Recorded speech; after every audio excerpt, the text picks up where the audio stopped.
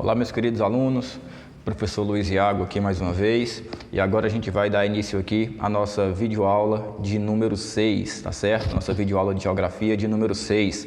E agora a gente vai trabalhar o capítulo 7, ok? Na aula anterior nós abordamos aí as atividades do campo brasileiro, né? Vimos aí a agropecuária brasileira, as principais características do setor agropecuarista do Brasil.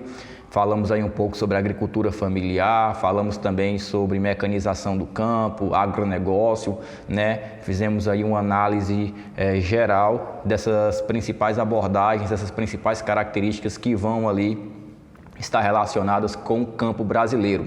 Agora, nessa aula aqui do capítulo 7, a gente vai tratar sobre os principais problemas enfrentados pelo campo brasileiro, ok? A gente vai analisar aí a questão da distribuição de terras, né, da reforma agrária no Brasil, analisar o fator de produção, o índice de implementação da mecanização no campo, enfim, todo aquele conjunto de problemas que são corriqueiros no campo brasileiro que vão fazer com que o Brasil ele perca muito no setor econômico, né, por questão da baixa produtividade de muitas terras dentro do nosso território, tá certo? Então eu já peço aí que vocês peguem o livro de vocês, abram ele no capítulo 7 e vão acompanhando aí a aula junto com o livro didático, ok? Então, para iniciar aqui, a gente vai falar um pouco sobre os problemas do campo brasileiro, né? O subaproveitamento do espaço rural.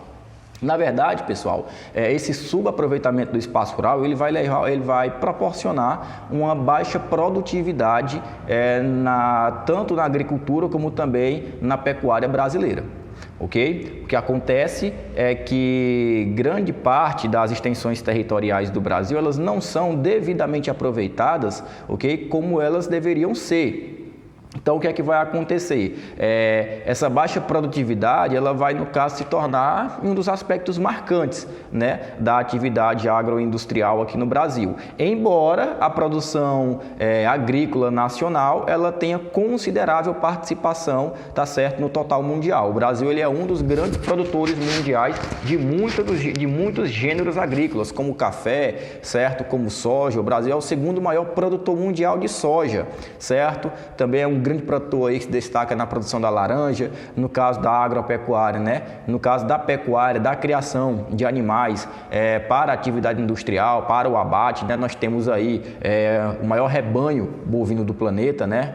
O Brasil ele conta com essa colocação, também vai ter um grande destaque para a criação de aves, também tem um destaque aí para a criação de suínos, de caprinos, de ovinos, de asininos, certo? Então a gente tem aí uma dinâmica muito forte, tanto no setor agrícola como também no setor pecuarista brasileiro. Mas mesmo com essa grande força que o Brasil tem, isso não vai impedir que nós tenhamos problemas de ordem estrutural interna, né, que impeçam esse maior desenvolvimento econômico e esse maior potencial agrícola do nosso país, ok? Então, como eu falei para vocês, né, no contexto aí da produção agrícola nacional, o Brasil ele tem uma grande participação no total mundial, porém, nós temos esses problemas gerados no campo. Um exemplo muito claro é quando a gente compara a nossa pecuária leiteira, né, com a da Argentina. Que a pecuária leiteira ali do Brasil, ela vai apresentar uma produtividade média de 1.374 litros de leite por cada animal durante um ano. Isso daí é o que basicamente cada animal ele produz durante um ano, né? 1.374 litros de leite. Quando a gente compara esses números com a produção leiteira da Argentina, certo? Nós temos aí cada animal produzindo por ano o total de 5.230 litros de leite. Então é muito mais do que o dobro do que é produzido aqui no Brasil, pessoal, certo? E esses fatos, esse problema, esse atraso que a gente tem aí em relação a outras grandes potências produtoras do mundo, vai se dever principalmente à predominância de áreas onde a prática da agropecuária ela ainda é muito tradicional. Pessoal, nós temos que entender o seguinte, a atividade agrícola, assim como também a atividade pecuarista, ela vai se desenvolver de duas formas. Eu vou ter a pecuária, no caso eu vou ter a agropecuária, né, extensiva, e eu vou ter a agropecuária intensiva. O que é agricultura intensiva, o que é agricultura extensiva, o que é pecuária intensiva, o que é pecuária extensiva. Vamos entender aqui, pessoal, certo? Eu vou explicar os dois, tanto agricultura como pecuária, usando o exemplo de um deles. Aqui na tela nós temos duas imagens de produção agrícola. Na parte de cima nós temos aí a pecuária, né? No caso a prática da agricultura intensiva. O que seria a agricultura intensiva? Seria aquela agricultura mecanizada, feita em grandes latifúndios, que vai contar com o grande suporte tecnológico, uma série de maquinários que vão dinamizar a produção do campo, a utilização de fertilizantes, de agrotóxicos, de sementes que vão ser selecionadas geneticamente, ou seja, são sementes mais resistentes, tá certo? A pragas, por exemplo, que tem aí um potencial de produtividade muito maior, a utilização de fertilizantes, de muitos insumos químicos, adubos, tá certo? Especiais, que vão ajudar no processo de fertilização do solo e, consequentemente, aumentar o fator de produtividade. Certo, pessoal? No caso, a pecuária intensiva, ela vai se pautar aí num aumento da produtividade, numa redução do tempo de produção, tá certo? Enquanto a pecuária extensiva, né, a agricultura extensiva, é o exemplo que nós temos aqui na imagem abaixo desse lavrador, né, desse pequeno agricultor, cultivando ali o seu terreno, né, a sua terra, utilizando técnicas ultrapassadas, técnicas rudimentares, basicamente fazendo utilização de arado, né, de madeira ou então de ferro, que é puxado a tração animal. Ele geralmente não vai utilizar fertilizantes para poder prevenir as suas plantações e as suas lavouras da ocorrência de pragas, né, que podem destruir a plantação, a safra. Geralmente ele vai fazer utilização ali de pequenas extensões territoriais, geralmente é uma agricultura familiar que vai contar ali com a participação da família, da mulher, dos filhos, muitas vezes sobrinhos também, ajudando ali na produção, na lavoura, fazendo utilização da enxada, da picareta, da pá, certo? Então são implementações de técnicas rudimentares.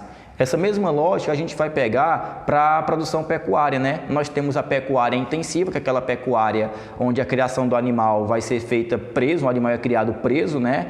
É um animal voltado para a engorda, ele vai ter todo um acompanhamento veterinário com a utilização de muitos tipos de medicamentos que vão fortalecer o animal. Às vezes é um animal modificado geneticamente para tornar ele mais forte, mais resistente, também fazer com que ele cresça mais rápido, tenha um fator de produção mais rápida, certo? Enquanto na pecuária extensiva a gente vai ter o que? A criação do animal solto, né? Ali nas pastagens, um animal que não vai ter tantos cuidados assim, que geralmente não é tão vacinado, ele não é um animal selecionado, ele não tem alterações genéticas, certo? Que é muito o que nós temos aqui no nosso estado do Piauí, né? O estado do Piauí ele é muito marcado tanto pela agricultura extensiva como também pela pecuária extensiva, ok? E aí nós temos aí esse gráfico, né, de 2006, falando aí o uso das terras nos estabelecimentos rurais brasileiros. A gente percebe aí, pessoal, né, que essa zona em azul, ela vai corresponder a 49% do território aí das terras usadas para agropecuária, voltadas para a pastagem de animais, né? Temos aí 29% de matas e florestas preservadas que não podem ser utilizadas nem para agricultura nem para pecuária por serem reservas ambientais que estão sob proteção do governo, e temos aí 22% do território distribuído em lavouras, tá certo, pessoal? Então, uma boa parte do território brasileiro, uma boa parte das terras agricultáveis do Brasil, elas não são aproveitadas para a agricultura, o que consequentemente vai diminuir aí o fator de produção do Brasil, né? Gerando prejuízo econômico. Então, esse outro aspecto aí que vai marcar, né, o subaproveitamento do espaço rural brasileiro vão estar justamente relacionados às características de uso da terra. A gente usa mais a terra para pastagem de animais do que para a produção agrícola, para o plantio de gêneros agrícolas que podem servir tanto para o abastecimento do mercado interno, como também para a venda para o mercado externo, né, para a pauta de exportações do Brasil, ok? Então, o território brasileiro, de maneira geral, né, ele apresenta aí uma das maiores áreas disponíveis para o desenvolvimento agrícola do mundo, né, do planeta. O Brasil ele é considerado como um grande celeiro mundial, isso porque nós temos terras muito férteis, temos grandes áreas de planície, ou então áreas de planalto com pouca elevação, que é muito propício para o desenvolvimento da agricultura, da pecuária, é também muito propício para o desenvolvimento da indústria. Nós temos aí terras muito férteis, a terra roxa ela é presente no território brasileiro, que é um dos tipos de terra de solo mais férteis do mundo e propícios para a produção agrícola, ok? Temos aí um país subtropical, de clima predominantemente quente, certo? O ano todo, não é um clima muito frio, como é característico das regiões polares ou então das regiões montanhosas, o que vai dificultar o desenvolvimento da agricultura. Então, nós temos que aproveitar, teria-se, né, que fazer proveito desse grande potencial natural que o Brasil tem para poder dinamizar esse fator de produção da agropecuária brasileira, ok? Porém, a gente sabe aí que a área ocupada por estabelecimentos rurais no Brasil abrange quase a metade do território, porém não é completamente aproveitada, tá certo, pessoal? Então, temos aí um dos fatores também para esse mau aproveitamento das terras, a própria concentração fundiária, né? O Brasil, ele é um país completamente desigual, nós temos uma grande concentração de terras nas mãos de poucas pessoas. E o que acontece, pessoal, é que esses latifúndios, né, que são essas grandes propriedades rurais, geralmente, né, são, na sua grande maioria, latifúndios improdutivos. Latifúndios improdutivos, pessoal, não são nada mais, nada menos do que propriedades que não cumprem a sua função social, que era de produzir para poder abastecer o país, né? Para poder oferecer alimento para o país e também para o mercado externo. Uma grande maioria dos latifúndios brasileiros, eles não são utilizados nem mesmo na metade da sua capacidade. Geralmente ali o grande latifundiário ele vai aproveitar 10, 20% do território total que ele tem controle sobre suas mãos. Todo aquele restante das terras que ele possui vai ficar parada, vão ficar paradas, vão ser terras improdutivas que não vão ter nenhum tipo de aproveitamento, certo? São terras de especulação, que as pessoas elas simplesmente têm a posse delas em suas mãos, mas não dão nenhum tipo de utilização prática para aquelas terras. E uma grande parte desses latifúndios improdutivos a gente vai encontrar tanto na região Nordeste como também na região Norte do Brasil, tá certo, pessoal? Então, maior parte realmente dessas terras ocupadas por estabelecimentos rurais no Brasil pertence a essa pequena parcela da população, né? Os latifundiários. Em contrapartida a essa condição, nós vamos ter milhões de pessoas, né, milhões de pequenos proprietários que a gente vai denominar de minifundiários, porque são pessoas que têm o controle de minifúndios, de pequenas propriedades rurais, geralmente onde se pratica agricultura familiar, né? Esses minifundiários eles são donos de porção de terras diminutas que muitas vezes, né, a renda obtida com a produção naquela terra é insuficiente para manter o próprio sustento da família, pessoal, ok? E uma das principais causas dessa concentração de terras no Brasil é justamente a expropriação, né? O fato de pequenos agricultores endividados, eles perderem a sua propriedade rural ou para o banco, né? Porque para poder produzir, muitos deles precisam contrair empréstimos com o banco, né? Para poder comprar sementes, para poder comprar algum tipo de fertilizante, para poder comprar algum tipo de maquinário, e muitas vezes o que ele arrecada com a safra não é suficiente para ele pagar os seus empréstimos contraídos com o banco e cuidar também, dar de conta ali do sustento da sua própria família, da sua própria subsistência. Então, o que acontece é que muitas vezes o banco ele vai terminar por hipotecar aquelas terras, né? Ele confisca aquelas terras que foram dadas como garantia ao empréstimo. Outra coisa também que vai acontecer muito no caso, grandes empresas elas procurarem comprar esses pequenos terrenos, né, que pertencem a pequenas famílias de agricultores, ok? Para poder criar empreendimentos agroindustriais nas regiões do campo. Então, o que isso vai provocar, pessoal, na verdade, é o processo do êxodo rural. Essas pessoas, elas vão se ver sem terras para produzir e a grande saída delas vai ser o quê? Migrar para as cidades em busca de melhores condições de vida, coisa que a gente sabe que nem sempre acontece, né? Muitos deles vão terminar sendo marginalizados, vão terminar morando nas ruas, vão terminar ali trabalhando em subemprego, sem carteira assinada, não tendo as mínimas condições de trabalho e nem de subsistência. Então, aliás ligado a esses fatores que eu venho explicando para vocês, eu também posso destacar aí como um grande problema causador do êxodo rural a mecanização das lavouras, ou seja, as lavouras estão cada vez mais mecanizadas, utilizando cada vez mais diferentes tipos de máquinas que substituem a mão de obra humana. Então, quando aquele pequeno lavrador ele não tem condições de ser empregado em grandes fazendas, ele vai terminar saindo para fora daquele seu território de origem, né? A criação também do Estatuto do Trabalhador Rural, em 1963, ele vai trazer avanços, mas também vai trazer um retrocesso.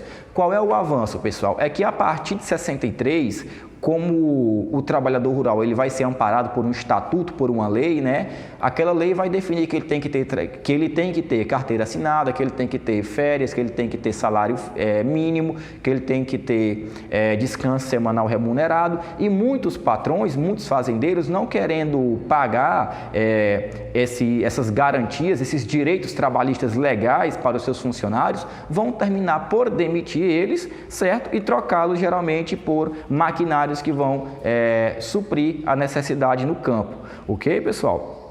Então, esses fatores aí de maneira conjunta, né, tanto o confisco de terras por empresas, né, que vão tentar comprar essas terras quase que de maneira forçada em alguns casos, ou então por dívidas do banco que vão tomar essas terras de pequenos agricultores, ou por questão da implementação da mecanização do campo, são todos fatores que vão proporcionar aí o êxodo rural, tá certo, pessoal? E aí, para a gente poder caracterizar um pouco melhor como é que vai se dar esse processo da produção agrícola no Brasil, a gente tem que entender o seguinte, pessoal, a grande maioria dos países mais desenvolvidos do mundo, que são grandes produtores agrícolas e pecuaristas também, eles vão fazer aproveitamento de 30% do seu território para a agricultura, né? O Brasil, ele não faz utilização nem de 7% direito.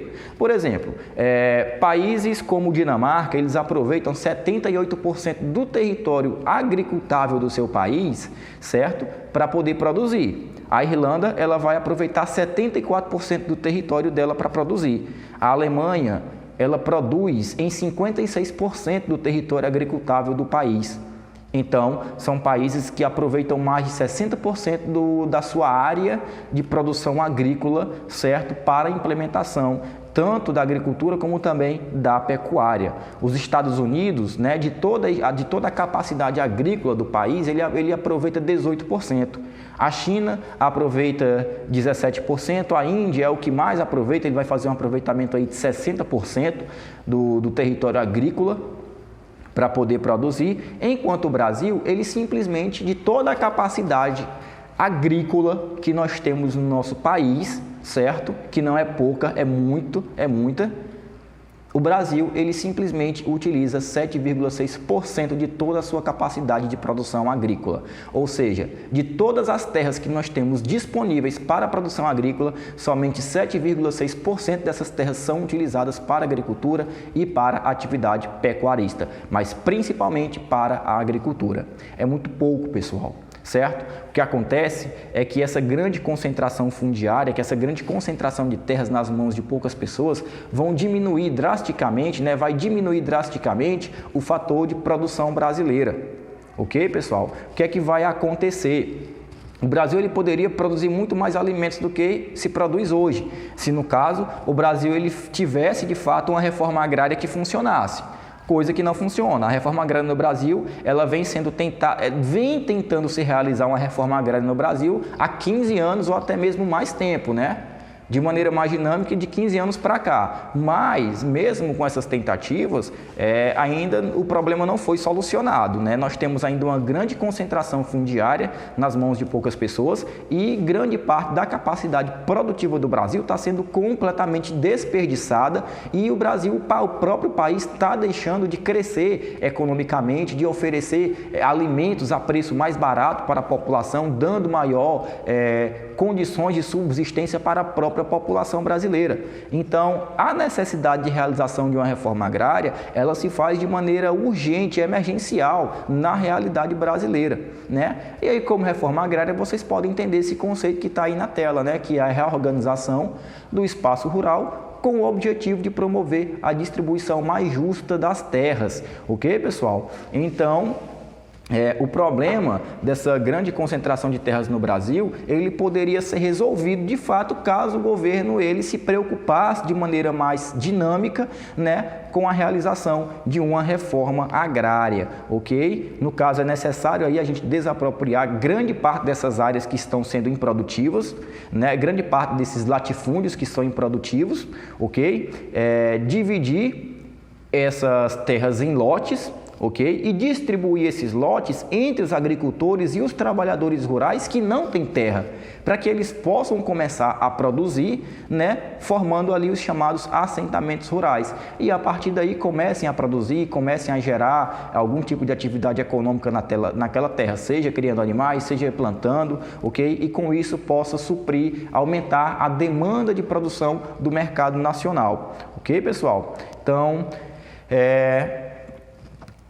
agora, é importante a gente lembrar de uma coisa, não adianta o Brasil, né, ele fazer uma reforma agrária sem ele dar as condições para que os pequenos produtores rurais, eles iniciem a sua produção. Então, além da reforma agrária, a gente tem que ter condições de produção. Ou seja, juntamente com a reforma agrária, o governo ele tem que facilitar a obtenção e o pagamento de financiamento bancário, né, para os pequenos agricultores produzirem, para poder comprar maquinários, fertilizantes, adubos, né? O governo ele tem que dar condições de transporte para escoar aquela produção de uma região para outra do país, né, do interior para as zonas portuárias, para de lá ser vendida para o mercado externo, ok? Tem que dar condições de armazenamento daquela produção, tem que principalmente garantir, né, que aquele produto do pequeno lavrador ele tenha preço e tenha condições de concorrer no mercado com o produto do agronegócio. Certo, pessoal? Então, como o produto do agronegócio ele é feito em maior escala, consequentemente o preço dele é mais barato do que o produto da agricultura familiar, que é em menor escala, tá certo? Então, o campo ele tem que contar aí com a infraestrutura, como escolas, atendimento médico de qualidade, transporte, certo? E, claro, os pequenos agricultores eles têm que contar também com orientações técnicas, tanto de agrônomos como também de veterinários, para poder-los ajudar aí nesse processo de organização da atividade agrícola, ok? Com atendimento aí, com esse processo de atendimento técnico de agrônomos, por exemplo, os pequenos agricultores podem dinamizar as formas de manejo do solo. Um dos modelos mais comuns de se preparar o solo, principalmente aqui na região Nordeste, pessoal, é através das queimadas, que a gente chama de coivara, né? Ou então de broca, aqui na nossa região comumente conhecida. Certo? Que é justamente essa prática que vocês veem aí na tela ao lado, onde os pequenos agricultores eles colocam fogo numa extensão de terra para poder preparar a terra para o plantio. Só que essa atividade da coivara, né, da queima, ela vai tirar os nutrientes do solo, pode causar a erosão do solo, vai diminuir o fator de fertilização do solo, consequentemente aí trazendo danos ambientais e trazendo prejuízo também para a própria atividade agrícola, tá certo, pessoal? Então, esses aí vão ser alguns dos principais problemas que a gente vai enfrentar no campo brasileiro, né, na agricultura e também na própria pecuária brasileira, que se fossem, no caso, problemas que tivessem condições de serem resolvidos, consequentemente aumentariam aí o fator de produtividade do Brasil, aumentando o nosso produto interno bruto, gerando mais emprego, oferecendo alimento à mesa do brasileiro a um preço muito mais baixo, muito mais acessível, o que daria melhores condições de vida, de alimentação e de subsistência para a grande maioria do país, principalmente aquelas pessoas de mais baixa renda, né, pessoas mais carentes que necessitam desses serviços de maneira muito mais urgente. Tá certo, pessoal? Então, ficamos aqui com a nossa aula e até o nosso próximo encontro.